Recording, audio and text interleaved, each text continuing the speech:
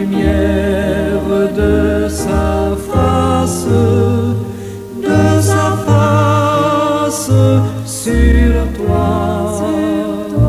sur toi, use de grâce envers toi et te donne la paix, et te donne la paix.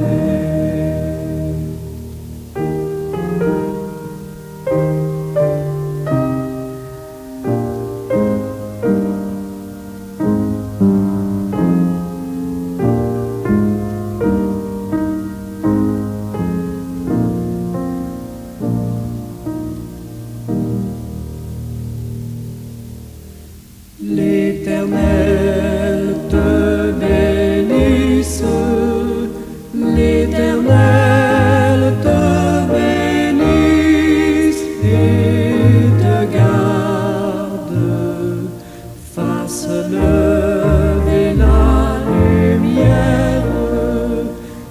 lumière de sa face sur toi, use de grâce envers toi et te donne la paix, et te donne la paix.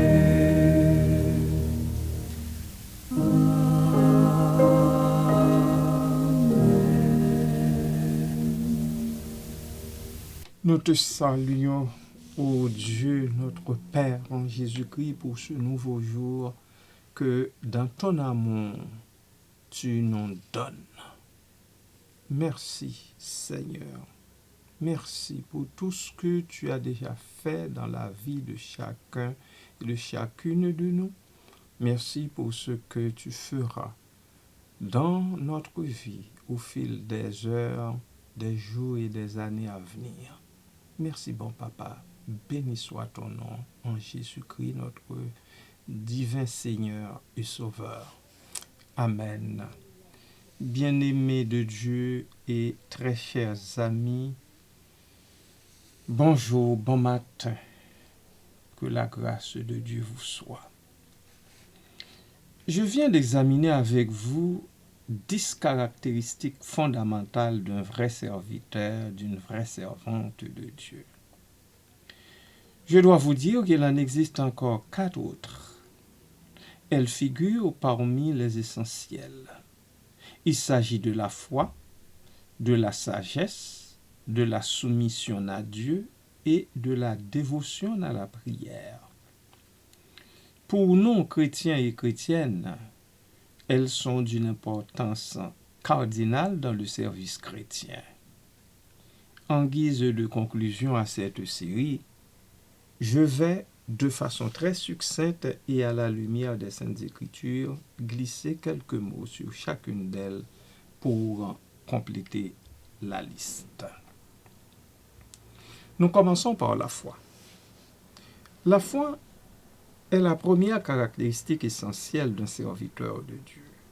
L'auteur de l'Épître aux Hébreux, chapitre 11, verset 6, déclare « Or, sans la foi, il est impossible de lui plaire, car il faut que celui qui s'approche de Dieu croit qu'il existe et qu'il récompense ceux qui le cherchent. » Tout serviteur authentique, bien-aimé, doit avoir une confiance inébranlable en Dieu, même en ces temps de grandes difficultés.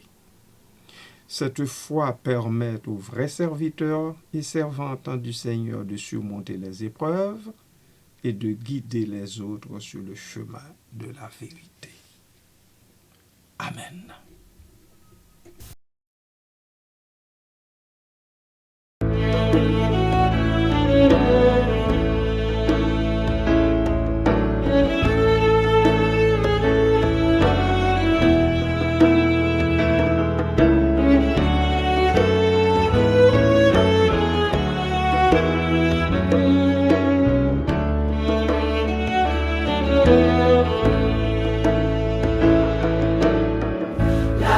nous montre la main de Dieu, agissant dans sa création merveilleuse et dans sa fidélité pour ceux qui vivent, non par la vue mais par la foi. Nos pères ont parcouru la terre dans la foi en sa puissance et ses promesses.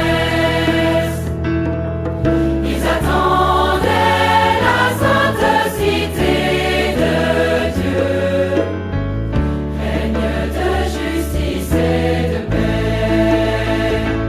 Nous vivrons dans la puissance de sa promesse et nos yeux fixés sur lui, notre couronne, jusqu'à la fin de la course et des travaux, non par la vue mais par la foi.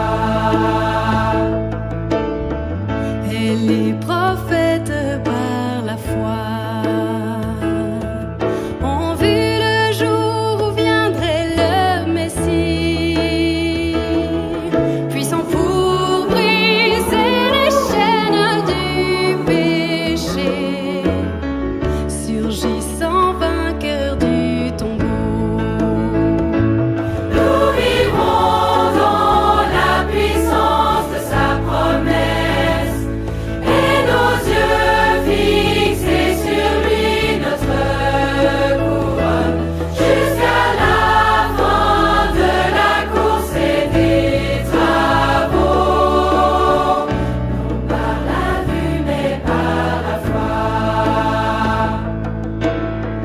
Dans la puissance de l'Esprit, l'Église doit proclamer sur la terre que tout captif est délivré par Dieu.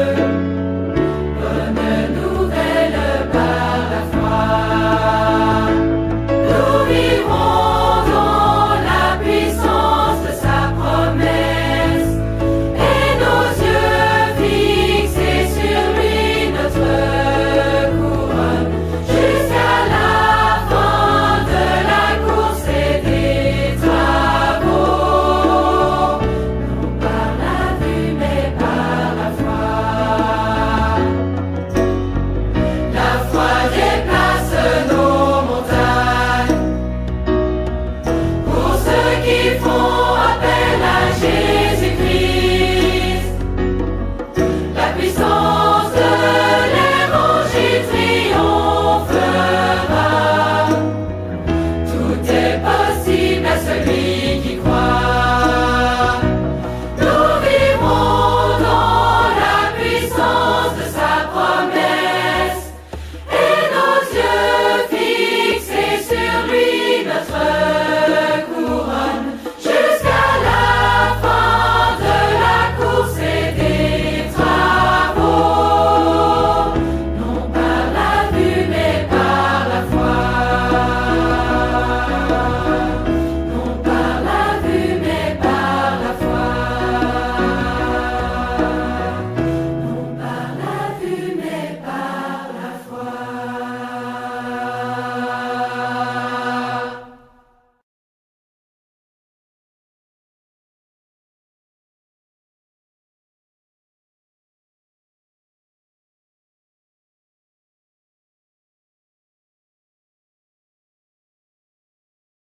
Après la foi vient la sagesse. La sagesse est tout aussi essentielle pour prendre des décisions éclairées. Jacques chapitre 1 verset 5 nous encourage à demander à Dieu la sagesse qui donne libéralement à tous.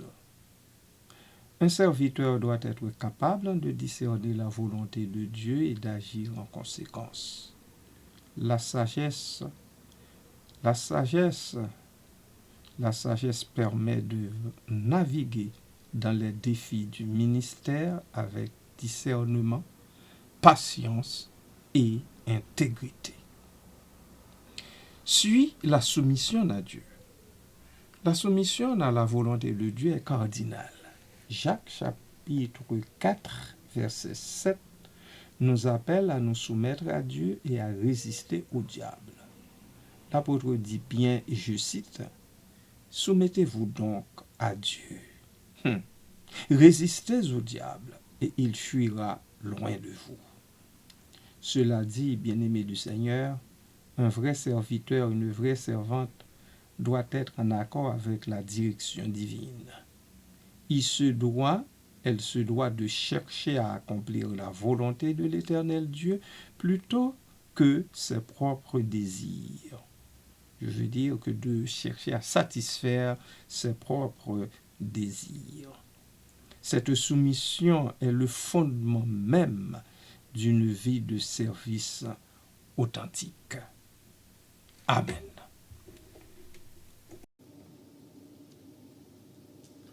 Humilie-toi devant le Seigneur. Humilie-toi devant le Seigneur. Humilie-toi devant le Seigneur. Humilie-toi devant le Seigneur. Et il t'élèvera. Et il t'élèvera. Ta grâce offerte aux criminels. Ta grâce offerte aux criminels. Ta grâce offerte aux criminels. Ta grâce offerte aux criminels. A tout payé pour moi. A tout payé pour moi. Perdu, je trouve enfin le ciel. Perdu, je trouve enfin le ciel. Perdu, je trouve enfin le ciel. Enfin le ciel. Aveugle, enfin je vois. Aveugle, enfin je vois. L'amour qui me pour m'a quitté. L'amour qui me pour m'a quitté. L'amour qui me pour m'a quitté. L'amour qui me pour la vie aux cieux promet. La vie aux cieux promet. Pour le sonder l'éternité. Pour le sonder l'éternité. Pour le sonder l'éternité. L'éternité ne suffira jamais. Ne suffira jamais. Donc humilie-toi devant le Seigneur. Donc humilie-toi devant le Seigneur. Humilie-toi devant le Seigneur. Humilie-toi devant le Seigneur. Et il t'élèvera. Je sais que c'est mon Dieu t'élèvera. Oui, je sais, mon Dieu t'élèvera. Je sais que c'est mon Dieu t'élèvera.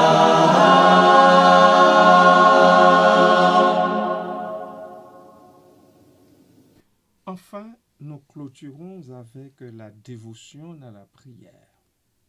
La prière est le lien vital entre un serviteur et son Dieu.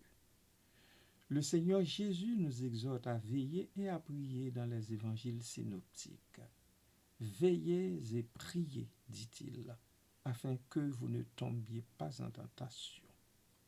L'esprit est bien disposé, mais la chair est faible. Matthieu chapitre 36, verset 41, Marc 14, 38, Luc 22, 40. Encore en 1 Thessaloniciens 5, 17, l'apôtre Paul nous incite à prier sans cesse. Un serviteur doit consacrer du temps à la prière. Il se doit de chercher en toute chose la direction et la force qui ne résident qu'en Dieu. La prière, bien-aimée, est essentielle pour maintenir une relation intime avec le Seigneur et pour recevoir la sagesse nécessaire pour exercer adéquatement un ministère. Comme serviteur, comme ministre, dans le champ de Dieu, dans l'œuvre de Dieu. Comme serviteurs et servantes du Dieu souverain, rappelons-nous constamment que le Seigneur n'accepte pas d'être mal servi. Donc, vive l'excellence dans le service. Abat la médiocrité. Abat le dilettantisme ou l'amateurisme. Nous concluons en disant que les caractéristiques d'un serviteur de Dieu telles que la foi, la sagesse, la soumission à Dieu, la compassion et la dévotion à la prière sont cruciales pour un ministère efficace.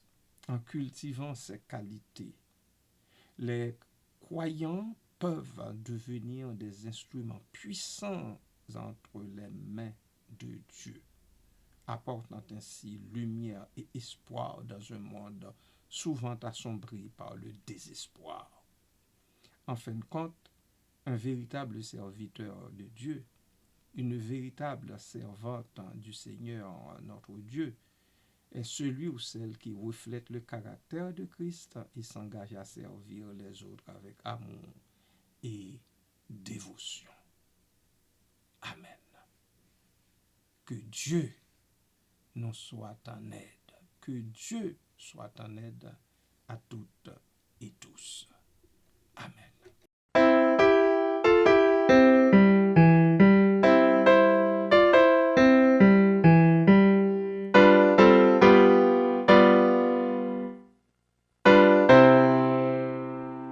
Veille au matin, quand un ciel sans nuages semble annoncer un jour calme et serein. C'est dans ton cœur que peut gronder l'orage qui fait tomber le pèlerin. Veille au matin, veille le soir, veille et prie toujours. Veille à midi quand les bruits de la terre font oublier le céleste séjour. Trouve un instant pour être solitaire dans la prière et dans l'amour. Veille au matin, veille le soir, veille et prie toujours. Veille le soir quand se fait le silence. Pense au bienfait de ton céleste ami. Cherche avec soin sa divine présence, versant son cœur tout en souci. Veille au matin, veille le soir, veille et prie toujours. Veille toujours en tout lieu, à toute heure, car l'ennemi te guette à chaque instant pour se glisser dans la sainte demeure où doit régner le Tout-Puissant. Veille au matin, veille le soir, veille et prie toujours.